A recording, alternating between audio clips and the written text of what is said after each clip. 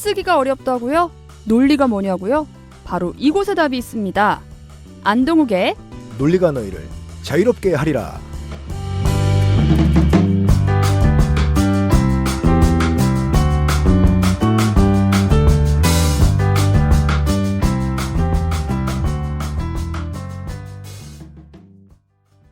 네, 선생님 안녕하세요. 네, 안녕하세요. 네, 반갑습니다. 반갑습니다. 우리 안동욱의 논리가 너희를 자유롭게 하리라. 네, 제목이 많이 거창하고 그다음에 무시무시해 보이기도 하지만 네. 차근차근 순간순간 번뜩이는 자신들의 생각, 그다음에 메모, 네. 그리고 써보고 지우고 또 주변의 도움을 받고 네. 그러면서 나만의 무언가를 만들어가는 바로 그런 게 아마 글쓰기의 시작이 아닐까 합니다. 저도 우리 지식 라디오의 개국 첫 번째 첫 방송이에요. 네, 그래서 더욱 기대가 됩니다. 영광스럽고요. 그다음에 우리 첫 방송의 1교시를 네. 아름다우신 최하나 분과 제가 이렇게 함께 할 수 있어서 가문의 영광이 됐습니다. 네, 이쯤에서 우리 자기소개 한번 해볼까요? 저는 아나운서 최혜윤이고요. 네, 저는 글쓰기 강사 안동욱 선생입니다. 네, 만나서 반갑습니다. 네, 반갑습니다. 이 글쓰기라는 게요, 정말 글쓰기가 중요하다 이런 얘기는 학창 시절부터 많이 들어왔지만 어른이 돼가면서 나이가 들어가면서 글을 쓸 기회가 사실 많지 않은 것 같아요. 네, 생각해보면 최하나께서도 다 경험해 보셨겠지만 우리가 학교 다닐 때는 쓴 것보다는 OMR 카드에 마킹할 일이 좀 더 많았고요. 아마 가장 많이 쓴 과목은 아마 수학이겠죠. 네. 근데 글쓰기는 오히려 이제 우리가 성인이 되고 나서 더 많이 필요로 하는 일이거든요. 그러니까 차근차근 성인이든 학생이든 아니면 다른 어떤 그 부분이든 간에 글쓰기는 무덤까지 관뚜껑 닫힐 때까지 아마 내 삶의 무기이자 내 삶의 아름다운 어떤 영혼의 부속 이렇게 생각하면 될 것 같습니다. 뭔가 선생님 얘기 들으니까 글쓰기가 굉장히 더 멋지지만 어려울 것 같아요. 근데 글쓰기는 실상 그렇게 어렵지는 않습니다. 순간순간 번뜩번뜩 느껴지는 무수한 감정들이 있습니다. 그리고 네. 그 감정들과 더불어서 어떤 사실들이 존재하고 그다음에 사실 속에서 또 뭔가 어필해야 되는데 그 어필을 할 때 정작 못하는 경우가 많거든요. 한 가지 사례를 들어보면 네. 그건 제 개인적인 경험인데 어떠한 분쟁에 휘말리게 됐을 때 그 자기의 어떤 그 깊은 감정 속에서 이런 것들을 잘 논리적으로 그다음에 합리적으로 해결해 보고 싶은데 네. 말은 누구에게나 할 수 있는데 결국에는 그 글을 봐야 되는 상황이 있거든요. 내용 증명 같은 것들도 네네네. 있고요. 그래서 오늘 제가 한번 준비했던 여러 가지 에피소드들 중에서 네. 내용 증명 같은 것도 한번 생각해 보면 될 것 같아요. 그러니까 우리가 실생활에서 글을 쓰는 건데 네. 왜 이런 것들을 법무사에게 맡겨야 하나? 자기가 직접 쓸 수 있는데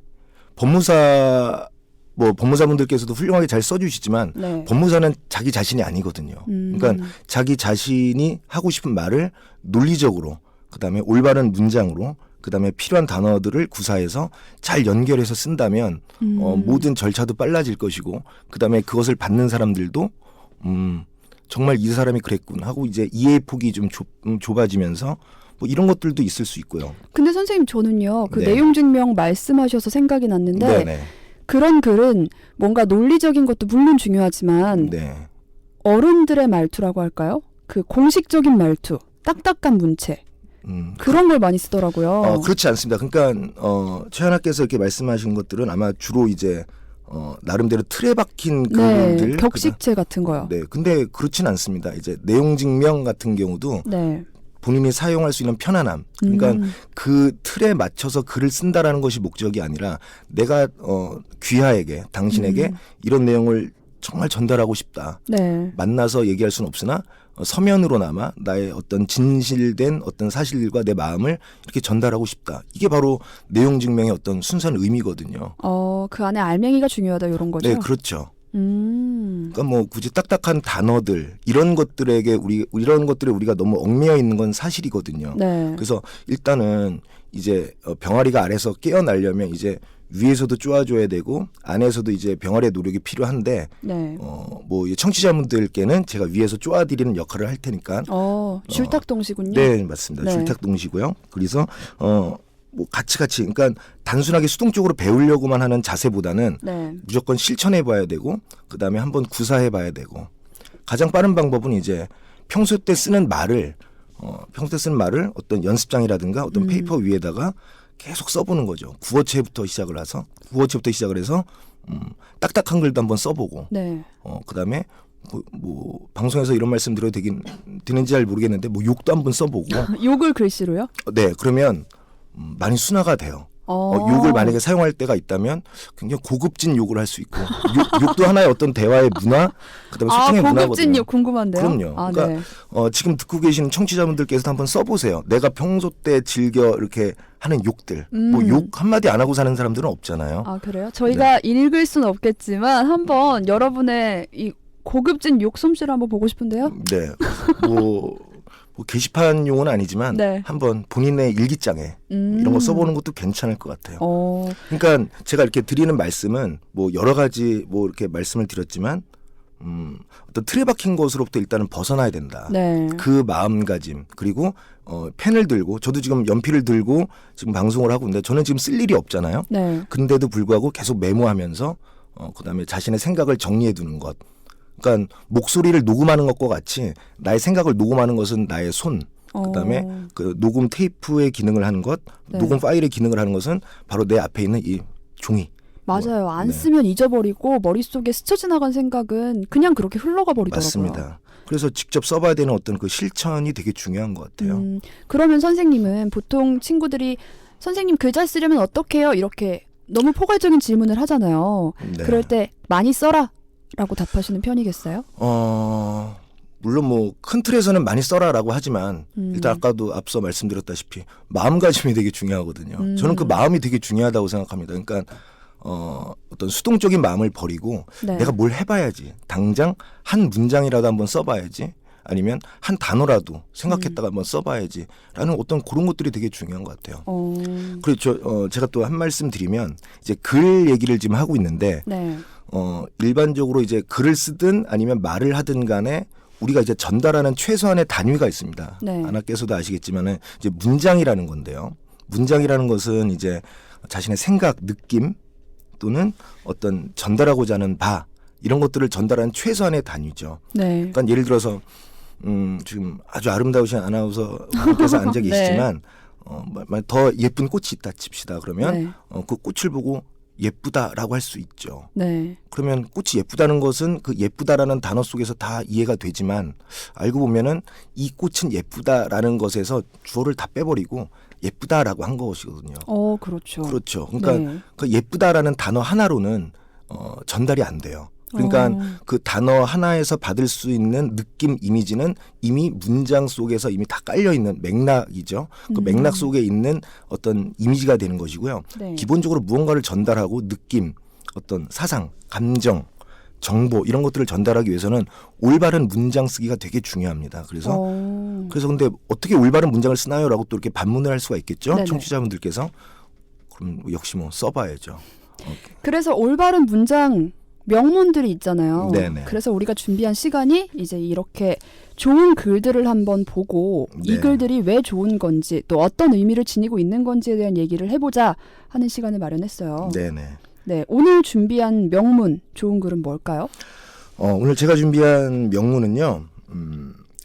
저도 이번에 이걸 준비하면서 몰랐던 것은 아닌데 다시 한번 이 방송을 준비하면서 이걸 봤는데 명문이더라고요. 네. 그래서 저도 이제 인터넷 동영상을 찾아서 동영상 이렇게 검색을 해봐서 이랬을 것이다라는 어떤 그 많은 사이트에서 또는 많은 어떤 매체에서 이것들을 재현하는 어떤 영상들도 많더라고요. 그래서 네.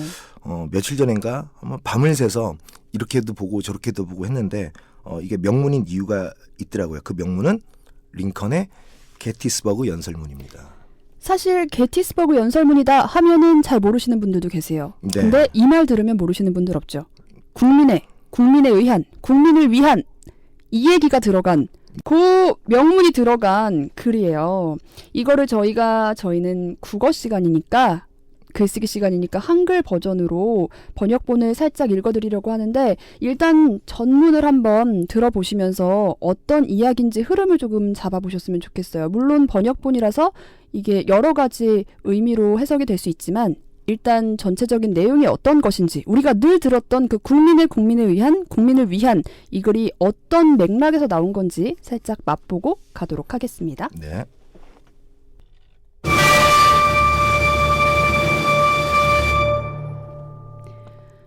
스무 회씩 4차례 거슬러 올라가고 또다시 7년도 더 오래된 옛날. 우리의 아버지들은 이 대륙에 새로운 나라를 세우고 자유를 품고 모든 사람은 평등하게 태어났다는 믿음을 실천한 일에 헌신했습니다. 이제 남북전쟁이라는 큰 싸움에 휘말림으로써 우리가 몸바쳐온 지구상의 어떤 나라는 자유를 품고 평등한 사회를 위해 헌신하는 실험을 오래도록 유지할 수 있을지에 대한 시험대에 올랐습니다. 우리는 그러한 전쟁의 거룩한 전장 위에 이렇게 마주하고 있습니다. 우리는 위대한 전장의 일부를 바쳐 이곳을 조국을 지키기 위해 목숨 바친 이들의 마지막 쉼터로 삼고자 합니다. 이는 전적으로 우리가 벌써 해야 했을 당연하고도 옳은 일입니다.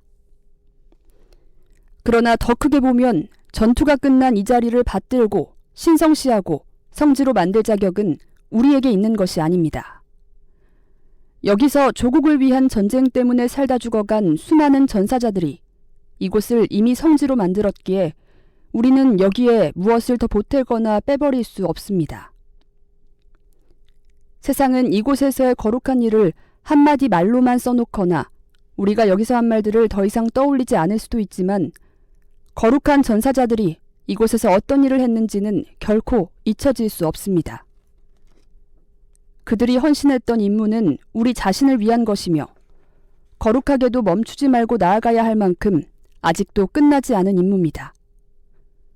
우리는 우리의 앞날에 남아있는 커다란 과업을 위해 헌신함으로써 남아있는 사람들을 위해 기꺼이 목숨 바쳐 헤아릴 수 없이 커다란 헌신을 하도록 이끌어낸 신념을 위해 우리가 이들의 희생을 헛되지 않도록 매우 슬기롭게 헤쳐나간다면 이 나라는 신의 보살핌으로 새롭게 자유를 튼튼히 다짐으로써 우리 정부는 국민을 위한 이 정부는 지구상에서 결코 사라지지 않을 것입니다.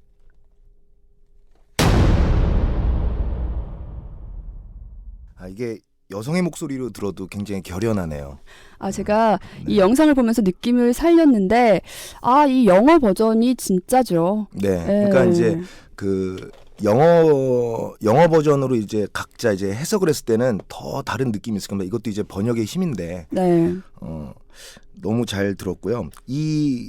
제가 왜 오늘 이 첫 방송에 게티스버그 연설문을 준비했냐면 아까 우리가 다 알고 있는 뭐 of the people, 그다음에 by the people, for the people 이것이 이제 우리가 다 알고 있는 이 부분이 이 전체 연설문의 마지막이었다라는 거. 그래서 앞부분까지 가지고 와서 이렇게 전문 한번 읽어봤을 때는 굉장히 이 맨 마지막의 의미가 더 있다는 거죠. 아까도 말씀드렸다시피 우리가 단순하게 어떤 그 한 일부분이 우리에게 큰 이미지, 어떤 임팩트하게 다가오긴 하지만 왜 이런 말이 샜는지. 그러니까 링컨 대통령이 그냥 갑자기 그 대중 앞에 서서 그 국민을 위한 이 정부 이렇게만 얘기 안 했을 거란 말이죠. 그러니까 우리 그걸 궁금해하고 왜 그런 맥락이 있었을까. 실질적으로 이제 연설을 하고자 할 때는 자신이 어떤 뭔가를 설명하기보다는 자기가 가지고 있는 어떤 내용들, 그다음에 감정도 마찬가지겠지만 어떤 설득력이 있는 것을 좀 가지고 와서 대중들에게 호소하는 것이거든요. 맞아요. 네, 그러니까 이거는 우리가 이제 수업 시간에 하는 얘기긴 하지만 이건 논설문이죠. 만약에 이게 국어 시간 지문에 본다면 이건 논설문인데 전체적으로 너무 잘 읽어주셔서, 근데 전체적으로는 이제 크게 네 부분으로 나눌 수가 있어요. 맨 처음에 이제 87년 이런 얘기를 하고, 그러니까 우리가 87년의 역사, 그러니까 당시로서는 미국이 이렇게 미합중국이 이제 생겨난 지가 87년인데 뭐 지금으로 보자면 우리나라는 반만년 역사 아니냐라고 하겠지만 그때 당시에 미국 시민들은 그 87년이라는 그 기간이 굉장히 자부심 있는 그거거든요. 그러니까 지금으로부터 우리 대한민국도 이제 87년 거슬러 올라가 봤자 뭐 일제 강점기 뭐 요때가 되겠죠. 근데 이제 뭐 그때 당시만 해도 이제 미국 같은 경우는 그게 굉장한 자부심의 역사거든요. 그래서 그 역사적 근거를 바탕으로 해서 대중을 모읍니다. 그리고 대중은 무슨 얘기를 하나라고 하고 나서 이제 우리는 지금 남북 전쟁이라는 큰 싸움에 휘말렸다.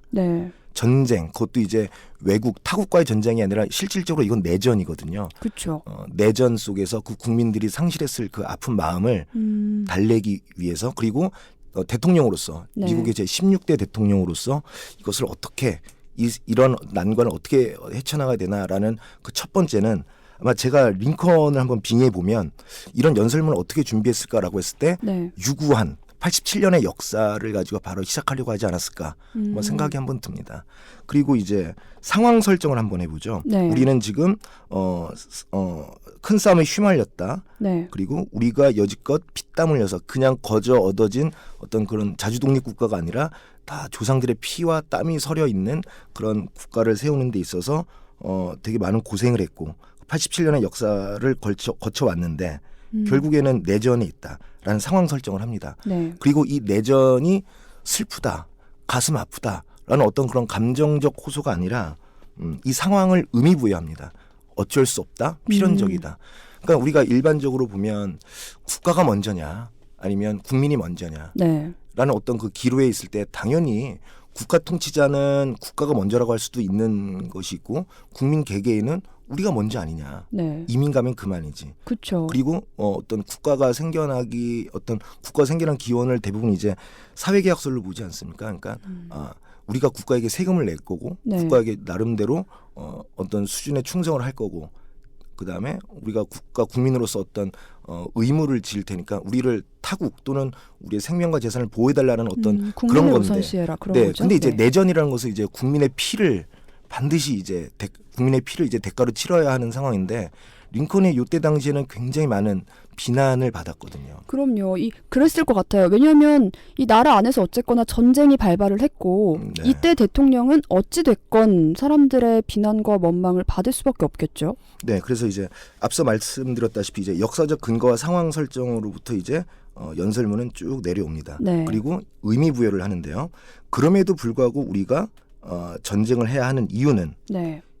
그 근거가 여지껏 피땀 흘려 읽어왔던 조상들의 어떤 그 업적을 우리가 등한시할 수 없다라는 거죠. 다들 아시다시피 이제 링컨이 이제 주로 이게 링컨이 있었던 쪽 이제 미국의 북부고요. 네. 그다음에 이제 대부분 이게 그 남북 전쟁의 하나거든요. 이제 게티스버그가 그중에 이제 남북 전쟁에 촉발이 된 전쟁이 된 건데 네.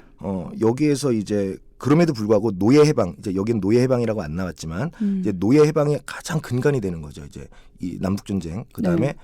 먹고 사는 일, 그다음에 이제 산업의 형태가 좀 다르다 보니까 이제 그 싸움에 대한 목적이 달라진 거죠. 이제 미국의 북쪽이나 미국의 남쪽이나 이해관계 충돌인데 이 이해관계 충돌을 어쩔 수 없이 피할 수 없으니까 그 역사적인 근거를 바탕으로 해서 이겨나야 되겠다. 그리고 우리 자신을 위한 것이고 그다음에 이미 피땀 흘리고 이미 희생했던 장병들을 위해서라도 우리는 흘려야 된다라는 어떻게 보면은 전쟁 호소문일 수도 있거든요. 네. 전쟁을 원한 것은 아니었지만 어쩔 수 없이 한 일국의 수장으로서 그러니까 대통령으로서 국민들에게 전쟁을 독려하고 그다음에 전쟁이 빨리 종식되어서 올바른 그리고 우리 국민들 조상들이 원했고 그다음에 지금도 앞으로 우리가 원할 그 국가를 건설해야 된다. 그러면요. 네. 이 연설을 하기 전에는 굉장히 그 전쟁에 반대하는 사람들도 많았을 것이고 네. 이 내전을 꼭 해야 하는가 하는 사람들도 많았을 거 아니에요. 네네. 이 연설문 후에 민심이 많이 바뀌었나요? 네, 많이 바뀌었죠. 바뀌었고 일화가 있는데요. 네. 이 게티스버그 이 언덕에서 이제 이 연설을 할 때 네. 링컨보다 앞서서 이제 연설을 하는 사람이 있어요. 근데 제가 이름은 누구요? 까먹었는데 네네. 그 연설이 한 대략 2시간 정도 됐답니다. 근데 이제 링컨은 이 연설문을 2분 정도, 그러니까 앞서 연설은 2시간, 네. 그다음에 링컨의 이 게티스버그 연설문은 뭐 2분 정도 됐는데 앞에 2시간이 다 기억이 안 난다는 거죠. 네. 그리고 이 게티스버그 연설문이 짧지만 아주 굵게 그리고 많은 미국인들을 감동시켰다는 거죠. 그리고 이 연설이 이루어진 그 언덕에는 많은 인종들이 있었죠. 네. 흑인, 노예, 군인, 일반 시민, 뭐 부녀자들, 어린 아이들 모두 모였을 때 이 연설문은 상당히 감동적이었다는 거죠. 여기서 또 우리 이제 글쓰기 수업이니까, 네네. 그러니까 장황한 글, 그 다음에 그 청자를 생각하지 않는 글 이런 것들, 독자를 생각하지 않는 글들은 그닥 의미가 없다.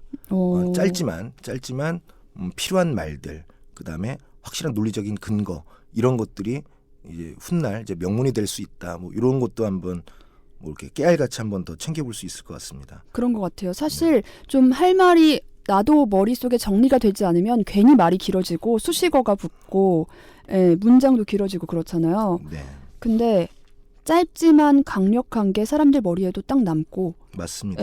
마지막 한 줄은 아마 지금까지도 이렇게 사람들이 네네. 기억하고 있는 한 줄로 그래서 더 남지 않나 싶네요. 네, 결국에는 우리가 지금 현재 민주주의를 이제 표방하는데요. 거의 대부분 전 세계가 결국에는 이 링컨 연설문의 이 마지막 부분이 결국에 지금 삶에 다 부합되는 거죠. 네. 국가관이라든가 가치관이라든가. 그러니까 이제 of the people, for the people, by the people, for the people 이것은 결국 핵심이 남은 거죠.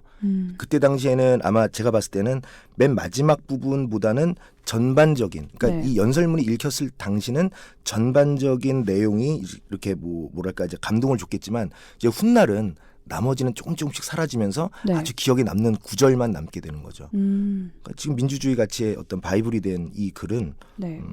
굉장히 우리의 아직도 전 국가를 초월해서 우리의 뇌리에 남는 거죠. 그러면요, 이렇게 어쨌거나 길진 않지만 네. 하나의 이 연설문에서 마지막 줄이 갖는 임팩트, 지금까지 이렇게 기억되는 이유는 뭘까요? 아주 좋은 질문인데요. 지금 아까 이 글 전체가 이제 역사적 근거를 바탕으로 했다. 네. 지금은 우리는 이제 남북 전쟁이라는 상황에 놓여 있다. 그 상황에 대한 의미를 부여했다. 그리고 지금 말씀해 주시고 질문해 주신 이 부분이 바로 글의 목적이에요. 네. 그러니까 이제 이런 대가를 치름에도 불구하고, 그러니까 치르면서까지 국민에 의한 국민을 위한 정부 설립이 우리의 최종 목적이다 이런 거죠. 그래서 이 글을 4단계로 본다면 네. 역사적 근거, 그다음에 현 상황 설정, 그리고 현 상황 설정에 대한 의미 부여, 그리고 이 연설문의 목적이 맨 마지막에 달려 있는 거죠. 그러니까 국민을 위한다고 해놓고 내전을 일으켰냐라는 사람들의 질문에 네. 우리의 내전은 결국 국민을 위한 것이다라고 답하는 게 이 마지막 한 줄에 다 들어가 있는 거죠. 그렇죠. 그러니까 우리가 또 여기서 놓치지 말아야 될 게 네. 그럼 링컨의 주장이 다 옳으냐? 음. 노예 해방이 이제 가장 근간이라고 아까도 말씀드렸는데 네. 노예 제도를 존속하면 이런 전쟁은 그러니까 없을 수도 있지 않느냐. 네. 한 국민의 생명이 이렇게 피를 흘리면서 쓰러져 나갔는데 그런 생명에 대한 존엄성은 무시하느냐라는 반론도 있을 수는 있죠. 근데 이게 먹히는 이유는 아마 이 연설문이 지금도 명문이 된 이유는 아마 논리적 근거가 탄탄했기 때문이라고 봅니다. 그러니까 어떤 사안에 대해서 네.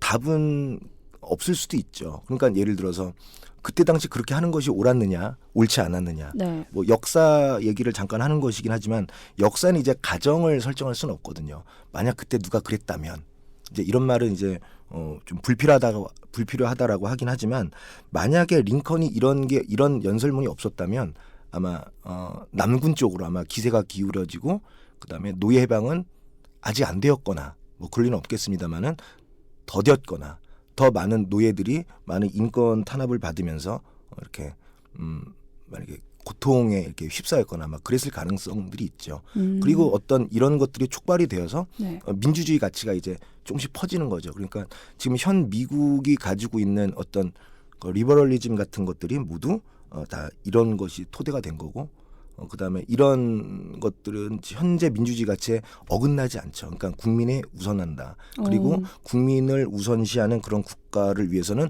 어쩔 수 없는 현 세대가 희생할 수밖에 없다라는 어떤 당위성을 아주 논리적으로 4단계에 걸쳐서 잘 연설한 것 같아요. 네, 우리가 지금 이 링컨의 게티스버그 연설문에 대해서 얘기를 해보고 있는데 우리 그러면은 이 명문을 실제로 우리가 만약에 이런 글을 쓴다면 어떻게 적용해야 될지 광고 하나 듣고 와서 잠시 뒤에 얘기를 해보도록 할게요.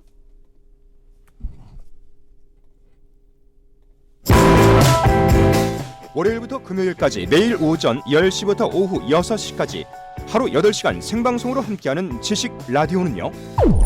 방송 선생님들과 지식으로 호흡하고 공감하는 자리입니다. 그래요. 습관처럼 켜놓아 보세요. 나도 모르게 교양과 지성이 무럭무럭 커가는 것을 느낄 것입니다. 지식 충전소 지식 라디오는 팟빵 앱을 통해 만나실 수 있습니다. 네, 그러면 선생님 궁금해요. 네. 우리가 만약에 누군가를 설득하고 싶어요. 네. 그러면은 이런 연설문 같은 명문을 어떻게 만들어낼 수 있는지. 굉장히 이제 포괄적인 질문이긴 합니다. 제가 이렇게 게티스버그 연설문을 준비하긴 했지만 네. 처음부터 이렇게 사람들의 심금을 울릴 수 있는 연설문을 쓰기란 어렵죠. 네. 근데도 불구하고 가능한 이유는 되게 많습니다. 그러니까 어떤 연설을 한다, 남을 설득한다, 그다음에 내 주장을 펼친다, 아니면 납득시키려고 한다. 이럴 때 바탕이 되는 것이 바로 근거거든요.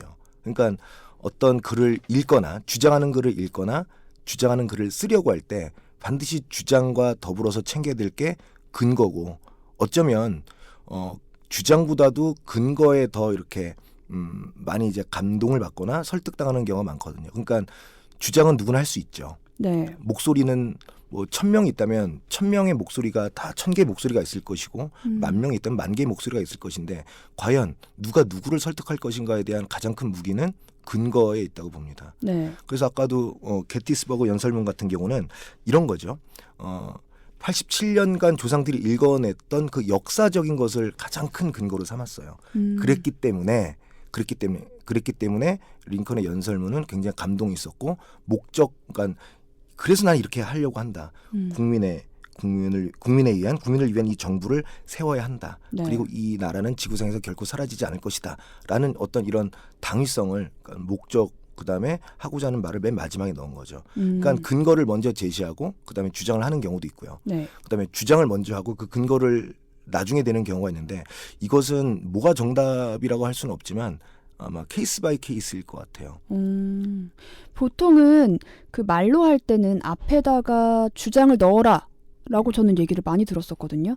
네, 그건 이제 주로 이제 입시 논술 그쵸. 할 때 공부를 열심히 왜냐면 하셨군요. 사람들이 끝까지 안 읽으니까 일단 앞에서 치고 나가야 된다. 이런 얘기 많이 들었어요. 네, 근데 그렇게 했을 때 장점이 있죠. 그러니까 네. 어떤 하고자 하는 바가, 그러니까 주장하는 내용이 목적이거든요. 근데 그것을 이렇게 심어주고 그것에 대한 근거가 탄탄하다면, 네. 그건 뭐 두말할 나위 없이 되게 좋은 글이 되는데, 대부분 이제 두괄식으로 했을 때, 네. 그다음에 두괄식으로 이제 자기가 얘기하고자 하는 바를 전달하고, 그다음에 그 근거를 댈 때는 근거 미약한 경우가 되게 많아요. 그리고 주장으로 끝나버리거나 아니면 중언부언하거나 네. 아니면 논지에서 벗어난 얘기를 하거나 이제 그럴 경우가 많은데, 두괄식으로 써야 되냐 아니면 미괄식으로 써야 되냐, 정 안 되면 양괄식이라는 것도 괜찮거든요. 수미상관. 네, 수미상관입니다. 네. 공부를 정말 열심히 하셨군요. 제가 국어를 좀 좋아했습니다. 네. 네. 근데 이제 양괄식 같은 경우는 이제 두괄식을 하게 되면 대부분 양괄식으로 오고요. 네. 그다음에 이제 미괄식 같은 경우는 이제 근거가 되게 자유롭죠. 근거 대기가. 근데 두괄식 같은 경우는 근거에 대한 부담이 좀 있죠. 그러니까 과연 내가 어느 상황에서 어느 분량 또는 어느 상황에서 누구에게 쓰려고 할 때는 반드시 이제 두괄식으로 쓸 필요는 없다라는 것도 더불어 말씀드리고, 네. 그거는 좀 전략인 것 같아요. 그러니까 뭐 하나 한번 설정해 볼까요? 만약에 이제 곧 점심 시간은 아직 좀 멀었는데, 네. 만약에 오늘 최하나랑 저랑 이제 같이 식사를 한다라고 했을 네네. 때 식당에 중국집밖에 없습니다. 네. 근데 저는 짜장을 먹고 싶다. 네, 아나운서께서는 짬뽕을 먹고 싶다라고 네. 했을 때 하나만 시켜야 돼요. 식당 주인이 하나만 시키라고 합니다. 네. 그럼 이제 설득을 해야 되거든요. 네. 그렇다고 짜장 짬뽕 먹는데 역사적 근거를 댈 수는 없고요. 네. 거기에 걸맞는 근거가 있죠. 이런 상황에서는 이제 근거를 대기보다는 주장을 먼저 하는 게 낫겠죠. 나는 짬뽕 먹고 싶어. 난 짜장 먹고 싶어. 주장이 먼저 들어가고, 네. 왜? 아니 짜장 먹자, 짬뽕 먹자. 왜? 라고 할 때 각자의 왜에 대해서 이제 설정을 해봐야 되죠. 실제로 개인적으로 짬뽕 좋아하세요? 짜장 좋아하세요? 저는 짜장을 좋아하지만 오늘 지금 이 주장 좀 재밌는데요. 전 짬뽕 할게요. 왜냐하면 저의 근거는요. 네. 비가 오니까요. 비가 올 땐 짜장이죠. 왜요? 왜냐하면 제 개인적인 게 있거든요. 어떤 거요? 옛날에 제가 살던 곳에 네. 감나무가 있었는데요. 네. 감나무에서 이제 비가 후두둑 내릴 때 마당에서 짜장면을 시켜 먹었거든요. 그때 여러 가지, 그때 막 제대했을 때인데 난 앞으로 어떻게 살아야 되나, 네. 그다음에 잉여 인간 아닌가 뭐 이럴 때 전 그래서 비 오는 날은 항상 짜장이 생각나요. 오늘도 이제 비가 와서 오늘 여기 방송국 오는 길에 너무 막혔는데 네. 오면서도 짜장을 생각했거든요. 정말 감동적인 이야기인데 저는 선생님의 개인적인 그 경험을 네. 경험해보지 못해서 맞습니다. 이게 이제 제가 이제 근거를 댄 것에 부족한 거죠. 네. 그러니까 경험에 대한 공유가 부족한 거죠. 공감을 할 수가 없는 거죠, 상대방이. 네. 그렇다면 제가 역으로 한번 여쭤볼게요. 네. 왜 비가 오면 짬뽕입니까? 비가 오면 네. 뭔가 자극적이고 음, 속을 확 뚫어주고 국물 같은 후루룩 마실 수 있는 게 왠지 땡기지 않으세요? 생각해보세요.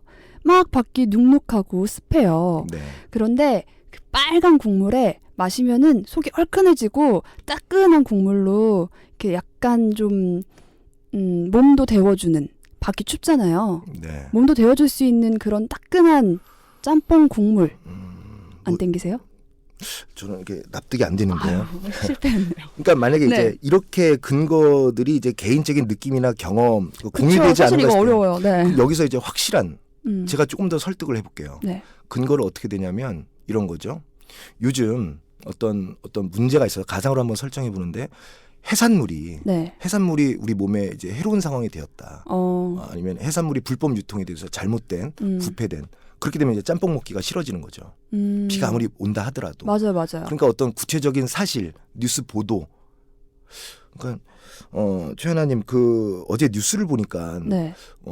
그 아주 저질의 그 네. 해산물들이 일반 식당가에 유통이 됐답니다. 그래도 짬뽕 드시겠습니까?라고 한다면 한 번 정도 물어보실 수 있죠.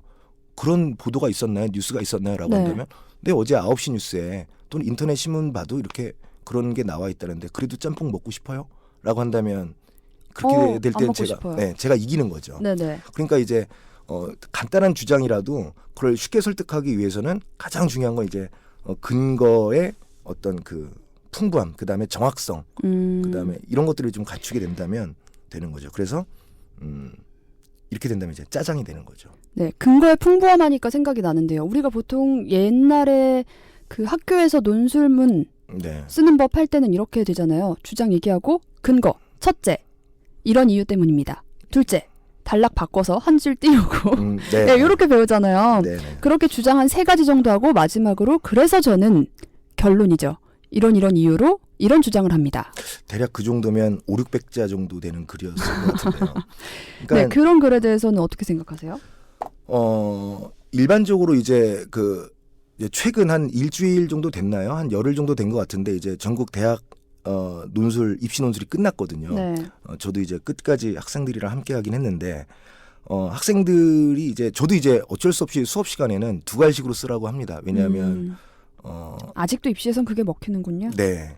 그리고 그래야 요것도 한번 생각하지 않았었던 건데 요것도 한번 말씀드리면 괜찮을 것 같은데요. 일단 뱉어놔야 하거든요. 네. 그러니까 수험생들은 정말 대학 교수들을 감동시키기 위해서 써야지라는 학생들은 거의 없다고 봅니다. 네. 그런데 이제 억지로 써야 하는데 글이 안 써져요. 그러니까 네. 심지어 이제 원고지 한 칸을 못 채우고 손가락을 벌벌벌 떠는 학생들이 되게 많은데 그래서 2갈식으로 먼저 써라. 저는 이런 거죠. 2갈식으로 해야만 어떤 고득점을 받는다 이런 개념은 아니고요. 일단 하고 싶은 말을 써야 되는데 뭐라도. 네. 근데 근거보다는 하고 싶은 말이 먼저 있거든요. 그러니까 예를 들어서 A와 B 중에 B의 입장에서 A를 비판하시오라고 한다면 B의 입장에 대해서 A를 비판하면 되거든요. 먼저. 네. 그러니까 먼저 실천하고 쓰는 것이 중요하죠. 그래서 아마 저는 어떤 채점 기준이라든가 그런 것 때문에 2갈식으로 하라는 게 아니라 일단은 뭔가를 써내야 되고 심지어는 그려내기라도 해야 되기 때문에 2갈식으로 하는 거지 꼭 2갈식이 정답이다 이런 건 아닌 것 같습니다. 사실 생각해보면요. 네. 주장이 있다는 건 네. 그 주장에 대한 근거가 분명히 있는 거예요. 네. 근데 사람들은 그 주장을 네. 뒷받침하는 근거를 굉장히 내면에 숨기고 있다고 해야 될까요? 본인조차 깨닫지 못하고 있기 때문에 잘 모르고 있다가 주장을 일단 뱉어놓고 내가 왜 이 주장을 하지 하고 생각하다 보면 근거가 뛰쳐나오는 것 같아요. 네. 근데 그건 좀 위험하지 않습니까? 그러니까 내가 뭘 주장하는 바도 이게 모호한 채 상대방과 얘기한다는 것은 네. 그 총없이 전장에 뛰쳐나가는 거랑 똑같은 거라고 보죠. 네, 그러니까 근거를 먼저 풍성하게 갖고 있는 게 사실은 정답인 것 같은데 네. 지금 말씀하시는 거에서는 친구들이 하고 싶은 말은 맞는데 근거를 찾는 걸 어려워한다라고 하니까 그런 맞습니다. 생각이 들었어요. 네네. 그러니까 이제 그 뭔가 글을 쓴다거나 말을 한다라고 할 때는 많은 것들을 챙겨내야 돼요. 그러니까 저 수업 시간에도 간혹 하는 말인데 만약에 이제 최 아나운서 집에 만약에 5명의 손님이 놀러 왔습니다. 네. 그래서 직접 음식을 해야 되는데 이제 장을 보시겠죠? 몇 인분을 준비하실 것 같아요? 그냥 5명이니까 5명이 온다? 네. 그러면은 한 7, 8인분 정도 준비를 그렇죠. 할 것 같네요. 왜냐하면 이유는 되게 많죠. 그러니까 음식하다 간을 못 맞춰서 버리고 다시 해야 되는 경우도 있고 네. 아니면 썰다 보니까 뭐 모양을 데코레이션을 예쁘게 해야 되는데 예쁘게 안 나서 또 다시 써야 되는 경우도 있고 그러니까 이제 손님을 5명의 손님에게 음식을 차려주기 위해서는 7, 8인분 정도는 준비를 해놔야 네. 나중에 버린다 하더라도 아니면 남겨서 다시 냉장고에 쟁여둔다 하더라도 그렇게 필요한 거죠. 근데 대부분 학생들은 아까도 말씀하셨다시피 나는 A를 주장한다. A에 네. 대한 근거는 A-1, A-2, A-3 라고 했을 때 요 3개만 준비하면은 아주 좋은 글이 안 된다는 거죠. 그러니까 항상 냉장고에는 식자재가 굉장히 풍부해야 돼요. 그래서 언제든지 내가 이거를 뭐 돼지고기가 냉장고에 있어도 네. 뭐 탕수육을 하고 싶은데 탕수육이 안 됐다. 그럼 돼지김치찌개를 또 끓일 수도 있는 것이거든요. 아니면 뭐 솜씨가 없으면 그냥 삼겹살로 먹어도 되는 거고요. 그러니까 내용이 되게 풍부해야 되고 네. 그 풍부한 내용 속에서 선별할 수 있는 능력이 또 좀 필요하고요. 그다음에 선별한 이후에 그것을 또 맛있게 조리할 수 있는 자기만의 레시피도 좀 필요하죠. 그 자기만의 레시피라는 것을 저는 이제 수업 시간에는 문장력이라고 하거든요. 그러니까 네. 문장력, 글을 쓰는 힘인데 그 글을 쓰는 힘은 아마 부단한 노력이 아마 필요할 것 같아요. 그럼 노력을 하기 위해서는 어떻게 해야 되느냐? 책을 많이 읽나요? 읽는 것도 되게 중요합니다만은 쓰는 게 되게 중요합니다. 그러니까 저는 뭐 바쁠 때는 못 읽지만 그래도 독서를 즐겨하는 편인데 네. 책을 읽으면서 메모하죠. 그러니까 한 페이지 한 페이지마다 내 느낌을 메모한다거나 아니면 이거는 되게 중요한데 어디서라도 내가 이 내용을 활용할 수 있을 것 같은데 라고 한다면 항상 지저분하게나마 어차피 제 책은 제가 보는 거니까요. 네, 뭐 포스트잇으로 갈무리를 해놓는다든가 뭐 이런 작업들 이렇게 하게 된다면 신압으로 늘 겁니다 아마. 또 얘기를 하다 보면은 필사로 공부를 하는 친구들도 많아요. 이거 우리 준비 안 했는데 되게 짝짝 맞는데요. 필사를 얘기하려고 그랬습니다. 그러니까 네, 그 필사가 뭐 절대적인 방법이다는 아니지만 네. 필사는 글을 잘 쓸 수 있는 많은 방법 중에 하나입니다. 그러니까 좋은 글. 그러니까 예를 들어서 오늘 소개했던 게티스버그 연설문 같은 경우도 네. 이렇게 쓰게 된다면 적어도 아마 이 정도는 얻지 않을까요? 내가 무언가를 얘기할 때 어떤 역사적인 근거를 들면 굉장히 유익하겠구나. 이런 것도 하나 챙길 수 있을 것 같고 네. 아무리 번역문이라고 하지만 번역문의 또 장점이 해석에 대한 그러니까 이것을 또 내 나름대로 또 다시 단어를 바꿔가면서 해석할 수 있는 그러니까 패러프레이징을 할 수가 있거든요. 네. 그러니까 그런 것들도 굉장히 도움이 될 수 있겠구나라는 거죠. 저도 필사를 해보면 이게 그냥 글 자체만 뭐 옮겨 적는 게 아니고 한 줄 한 줄 읽고 머릿속에 넣고 다시 제 손으로 한번 쓰는 거잖아요. 네. 그러다 보니까 글의 흐름이나 문장력도 확실히 좀 익히게 되더라고요. 네, 맞아요. 그리고 자기만의 문투가 이제 생겨나죠. 저 같은 경우는 딱딱하게도 한번 써봤고 국어책처럼 아니면 편안하게 수업 교재 같은 경우는 이제 제가 직접 쓰는 편인데 수업 교재 같은 경우는 학생들을 위해서 그러니까 대상을 위해서 구어체로 좀 많이 쓰기도 하는데요. 네. 필요한 글은 좀 딱딱하게 법조문처럼 한번 써보기도 하고 여러 가지 시도를 하다 보면 이제 자기만의 문체가 나올 거라고 이제 봅니다.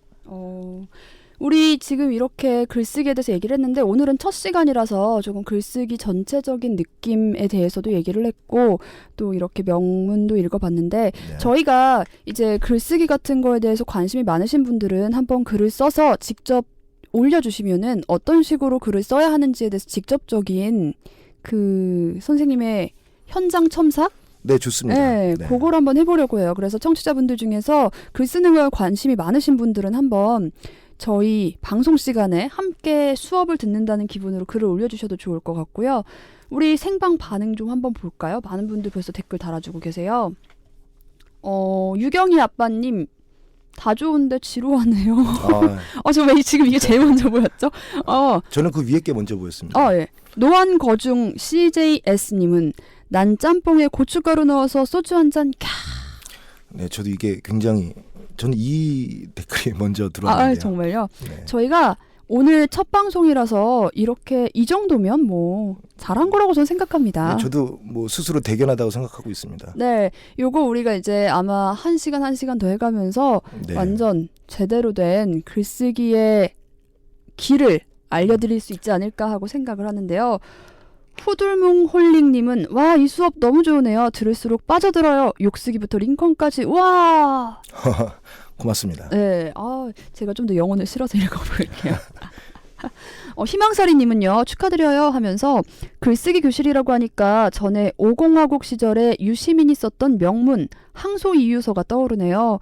제 경우에도 그렇지만 글쓰기는 노력도 중요하고 타고난 자질도 중요한 것 같습니다. 자랑 같지만 초중고 시절에 학교 대표로 뽑혀서 100일장도 나가셨대요. 이야. 특별하게 글쓰기 연습을 하지 않아도 술술 써지더군요. 가끔 궁금했는데 타고난 글솜씨와 노력한 글솜씨 차이를 계량화할 수 있을까? 이런 생각을 하셨다고. 이 글 자체가 아주 좋으신 문체네요. 그러니까 네. 그 항소이유서. 네. 이것도 제가 개인적으로 되게 좋아하는 글이고 그다음에 이 항소이유서를 쓴 그 작가분도 제가 개인적으로 좋아하는데 네네. 뭐 어떤 뭐 청취자분들의 참여를 좀 독려하기 위해서 네. 어떤 이렇게 요청에 대한 글 분석, 그다음에 이 글이 왜 좋은가를 따져도 괜찮을 것 같고요. 뭐 이메일이라든가 홈페이지를 통해서 네. 미리 글을 주시게 된다면 네. 이제 다음 시간부터는 빨간 펜을 가져와서 바로 즉석에서 네. 좀 미리 읽어봐야 되겠죠. 사실 이 글쓰기라는 게 내가 쓰고 나면 객관적인 눈이 잘 생겨나질 않아요. 맞습니다. 계속 많이 읽어보고 네. 아까 그리고 이제 필사 말씀하셨는데 글을 잘 쓸 수 있는 여러 방법 중에 하나가 네. 이제 필사라고 말씀드렸는데 필사에 또 팁을 하나 드리자면 네. 소리 내서 읽으면서 써보면 더욱더 효과적입니다. 오. 네, 그러니까 우리가 공부를 할 때 어떻게 하죠? 이제 주로 눈으로 보고 하잖아요. 네. 그러니까 영어 단어 암기 눈으로 봐도 안 되니까 이제 손으로 쓰게 되고요. 손으로 써도 안 외워지니까 이제 입으로 이렇게 발음을 해보고 네. 이렇게 중얼중얼 대면서 외우는 거거든요. 그러니까 가급적 모든 감각을 동원해서 내가 뭘 하고자 하는, 네. 내가 얻고자 하는 어떤 그 목적을 좀 이렇게 얻어야 더 이렇게 길게 자기 실력으로서 이제 길게 갈 수 있지 않을까 합니다. 네, 그래요. 저도 필사 오랜만에 좀 해보고 싶다는 생각이 드는데 네. 나마스테 11님은 풍부한 내용과 영양가 있는 자기만의 레시피 항상 강조하셨던 부분. 선생님한테 들으셨던 학생분인가 봐요. 그러면서 이 두 과식이 단점이 있다는 사실도 새롭게 알게 됐다고 항상 감사합니다 하시네요. 고맙습니다. 네, 이 입시 글쓰기가 사실 어떻게 보면 학생들이 글을 많이 쓰게 하는 계기가 되기도 하지만 틀에 박힌 글을 만들어내는 가장 큰 이유죠. 네, 굉장히 역설적이죠. 그러니까 네. 주로 여학생인데 여학생들 같은 경우는 많은 메모들을 해요. 네. 일기도 쓰고 그다음에 그날 하루 있었던 일도 쓰고. 그럼요. 네, 그런데 정작 결국에 이제 수동적이냐 적극적이냐라는 문제인데요. 네. 뭘 써야만 한다 아니면 써라라고 할 때는 굉장히 막히는 거죠. 그리고 이것을 해소하기 위해서 어떤 지푸라기를 잡는데 그 지푸라기가 역시 그 틀이라는 거죠. 근데 그 틀 안에 쓰는 것도 되게 중요하긴 하지만 본인이 직접 이제 글 쓰는 부분으로부터 자유로워진다면 네. 자기 틀도 만들 수 있고 그다음에 주어진 틀에서도 조금 더 편안하게 자유롭게 자기의 문장력을 구사할 수 있을 거라고 저는 이제 보거든요. 그래서 먼저 적극적으로 써라. 역시 뭐 결론은 마음가짐인데 뭐 직접 뭐 쓰면서 자기 실력을 늘리는 길밖에 없죠. 그 와중에 이제 이 지식 라디오 네. 수요일 1교시가 함께하면 글쓰기가 이제 매주 재밌어지지 않을까 합니다. 네네. 제가 첫 댓글을 지루하다 그리고더니 지금 굉장히 찔려하는 표정이세요. 전 재밌는데요, 선생님? 그래요? 고맙습니다. 네. 우리가 점점 더 유머 코드를 넣어가면서 이제 합을 맞춰가는 거죠. 네, 걱정하지 마세요. 네, 그리고 이제 첫 술에 배부를 수 없잖아요. 그럼요. 네. 저는 근데 이 글쓰기라는 걸 생각을 해보면서 네. 요즘 우리가 SNS도 많이 쓰게 되고 인터넷 문화가 발달을 하면서 가장 그게 큰 문제가 아닌가 하는 생각을 했어요. 왜냐면은 이제 140자 이런 식으로 글을 쓰기도 하고 네. 또 댓글도 굉장히 짧게 달잖아요. 네. 그리고 뭐뭐함, 뭐뭐했음 이런 류의 인터넷체를 쓰다 보니까 저도 한참 그런 글을 쓰다가 이제 제대로 된 글을 써보자 하면은 어색해서 안 써지더라고요. 그러니까 되게 많은 훈련들이 필요하죠. 그러니까 그렇게 뭐 140자 이내로 써라. 네. 쓸 수밖에 없는 상황에 놓여 있다면 또 그렇게 써야죠. 그리고 그게 흐름인데. 네. 그러니까 뭐 약어, 그러니까 줄여서 하는 말. 그거 좀 네. 저도 개인적으로 좀 문제가 되긴 하긴 하는데 그렇게 어떤 심각성을 느끼곤 하긴 하는데 그 나름대로 또 재미도 있고 저는 안 씁니다 개인적으로는. 아 정말요? 네, 잘 안 쓰고 그리고 제가 써놓고도 제가 몰라요. 그래서 잘 안 쓰는 편인데 만약 그게 네. 필요하면, 네. 그러니까 어떤 기본, 그러니까 글쓰기의 기본만 바탕이 되어 있다면 뭐 약어를 쓰든 아니면 140자 쓰든 뭐 상관이 없을 것 같아요. 네. 계속 아마 이 흐름은 바뀌지는 않지 않겠습니까? 그러니까 네. 계속 SNS 어떤 환경이라든가 글쓰기 환경이 이제 주된 흐름일 거라면 여기에 맞춰서도 잘 쓸 수 있어야죠. 네. 단 이제 글쓰기의 기본적인 것들은 좀 갖춰야 되겠죠. 그렇죠. 기본이 되어 있지 않는데 이제 인터넷 문화에 젖어버리면 네. 제대로 된 글을 쓰기가 어려워지는 거죠. 그러니까 공부할 줄 아는 친구들은요. 네. 시험 기간에 하루 이틀 놀아도 다시 책상에 앉으면 공부를 잘 할 수 있거든요. 어렵잖아요. 그거 너무 어려운 일이에요. 네. 근데 이제 뭐 먹던 이제 고기도 먹는 사람이 먹는다. 네. 우리는 지금 만약 그렇게 유추해 본다면 글쓰기를 이제 고기 먹는 거 유추해 본다면 네. 한 여러 부위도 한번 먹어봐야죠.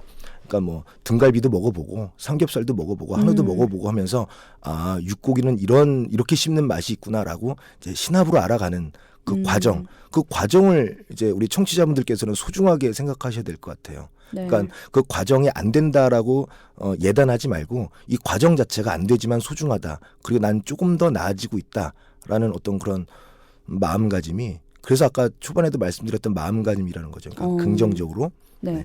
그러면은 우리 마지막으로 이제 얘기 마무리를 하면서 아까 필사 얘기할 때 네. 많이 해보라고 하셨는데 혹시 선생님이 추천하는 좋은 글들이 몇 개 있다면은 뭐가 있을까요? 좋은 글들.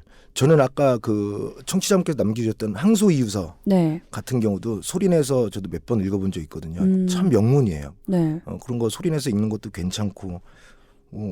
글쎄요, 갑자기 물어보시니까 명문이 생각이 안 나는데. 좋아하시는 작가분들은 어느 음, 분이세요? 저는 아까 그 항소이유서 작가인 유시민 작가도 좋아하고요. 네. 그다음에 주로 소설 같은 경우. 요즘에 오. 그 학생들이 뭘 읽을까요? 그랬는데 이제 네. 카잔차스키의 이제 그리스인 조르바. 아. 거기 문체가 되게 재밌거든요. 네네. 그러니까 내용이 재밌는 게 아니라 그 글을 읽는 되게 재미가 있어요. 그래서 저도 요즘 다시 읽고 있습니다. 이제 그런 것들 괜찮고. 저는 주로 최근에 딱딱한 글을 읽어갔고요. 아. 그닥 추천하고 싶지는 않습니다. 그러면 다음 시간에 우리가 어떤 글들이 재밌는 건지 몇 개 추천 목록 좀 받아보고 싶네요. 다음 시간에는 아마 추천 목록이라고 하기보다는 아마 다음 자료도 제가 좀 준비할 것 같은데 네. 그 조선시대 때 임금에게 올렸던 상소문 몇 가지를 가지고 오. 재밌는 역사 이야기와 더불어서 네. 재밌다. 그 딱딱한 상소문이 아니라 되게 재밌다. 오. 맥락을 좀 알고 나면은 야 이렇게 자기 목을 내놓고 이런 얘기를 할 수 있구나라는 어떤 이런 것들도 한번 다음 시간에 살펴보겠고요. 학창 시절에 저희를 가장 괴롭혔던 그 네, 고전 글들, 그 글의 재미를 다음 시간 알려주실 거죠? 네, 꼭 잘 준비하도록 하겠습니다. 네, 오늘 첫 방송 이렇게 해보셨는데 어떠셨어요? 역시 떨리고요. 그 다음에 항상 이제 뭔가 이제 준다라고 했을 때 그 받는 사람의 입장이 좀 많이 이렇게 신경 쓰이는 건 맞죠. 네. 다음에는 안 지루하게. 아유, 아니에요. 재밌었어요. 네, 하겠습니다. 그 다음에 다음에는 그 좀 어떻게 최하나께서 좀 알려주시겠어요? 그러니까 혹시 내가 쓴 글이 있는데 이거를 미리 주시고 문제점을 좀 이렇게 짚어주면은 좋지 않겠는가? 루트가 어떻게 되죠? 그래서 저희가 페이스북 페이지를 만들려고 하고 있는데요. 저희가 이 팟빵 홈페이지 저희 방송 게시판에다가 페이스북 페이지를 올려놓을 테니까 그 페이지로 글을 쓰신 것, 평가받고 싶으신 것, 내가 글을 어떻게 하면 잘 써야 되는지에 대한 고민 같은 것들도 적어서 올려주시면은 저희가 다음 방송에서 함께 다뤄보도록 하겠습니다. 네, 개별적인 고민을 주셔도 일반화해서 다 이렇게 모두에게 유익할 수 있도록 제가 이렇게 준비를 하겠습니다. 모든 질문 다 답할 준비가 되어 계신 거군요. 네, 그렇습니다. 네, 오늘 많은 분들 함께 해주셨는데요. 에마리오님, 다음 방송도 기대되네요. 차분히 재밌게 들었어요. 해주시고요. 익명입니다님은, 상소문 기대되신다고. 벌써 다음 방송 기대하시는 분들이 많아요. 끝내 이 길이라 님도 그렇고요. 바닷속 칡뿌리님은 중학교 때부터 일기를 쓰셨대요. 지금은 간기로 바뀌었지만 일기를 쓰는 게 글 쓰는데 많은 도움이 된 것 같다고. 일단 글 쓰는데 거부감이 거의 없거든요. 그게 일기 썼던 것으로 많이 도움이 됐다고 생각합니다. 네, 하세요. 저도 적극 동의합니다. 그러니까 거부감 없는 글쓰기, 구체적 실천 이게 되게 중요한 자세거든요. 네. 저도 청취자분들의 글들을 좀 받아보면서 또 같이 여러분들과 수업하면서 저 또한 같이 지식 라디오에서 배워나가겠습니다. 네. 아까 메모 많이 하라고 말씀하셨는데 사실 생각해보면 일기만큼 가장 메모 많이 하고 편안하게 글쓰기에 다가설 수 있는 계기는 없는 것 같아요. 네, 솔직하고 굉장히 진정성이 넘치죠. 일기 같은 경우는. 네. 거기에서 이제 좀 글쓰기 근육을 좀 기른 다음에 그다음에 이제 외부로 나의 글을 옮길 때는 그 근육을 좀 10분 활용해서 자기의 어떤 그 능력을 발휘하면 네. 글 좀 쓴다라는 얘기를 좀 오. 들을 수 있을 것 같아요. 저도 사실 한 대학교 때부터 4년 넘었죠. 한 6년 정도 다이어리를 매년 삽니다. 네. 그래서 처음에는 그렇게 글을 쓰기를 해요. 뭐 이렇게 감성적인 아니면 오늘의 느낌을 얘기하다가 점점 시간이 지날수록 나는 오늘 무엇을 했다. 나는 오늘 밥을 먹었다. 짬뽕을 먹었다. 오늘 무슨 방송을 했다. 이렇게 되더라고요. 네. 그런 것도 조금 경계하면서 좀 의미 있는 글쓰기를 한 번쯤 해보시는 것도 어떨까 추천드려요. 네, 같이 추천합니다. 네, 이제 또 12월이 지나니까 1월 2016년 이렇게 기대하면서 새로운 다이어리로 글쓰기로 한 해를 시작해보는 것도 좋을 것 같네요. 아직 한 달 남았죠? 우리 그래도? 네, 작심삼일이 돼서는 안 되고요.